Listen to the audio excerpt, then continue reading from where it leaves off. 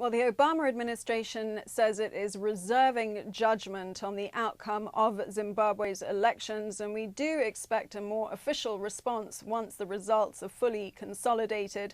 The U.S. State Department has acknowledged that the votes have been processed efficiently and in a peaceful environment, and has also said that it would consider a reduction in sanctions if the vote genuinely reflects the will of the Zimbabwean people. We've made clear to the government of Zimbabwe and the region that further reductions in our sanctions will only occur if this round of elections, these next elections, are credible, transparent, and reflect the will of the Zimbabwean people. But the US would still require a certain level of proof, raising questions over whether or not it would accept the word of the South African Development Community and African Union observers on the ground.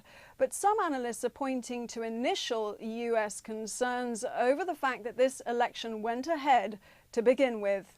SADC themselves said that this was an election date that was hasty, that it was premature, that you still haven't seen the types of reforms in terms of the military, in terms of the police, in terms of the Electoral Commission, in terms of the media, that are necessary to have a credible election.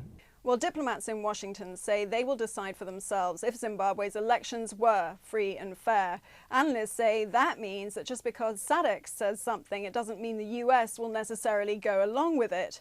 On the other hand, the US State Department has signaled it may consider a further reduction in sanctions if Zimbabwe's elections were truly credible and transparent.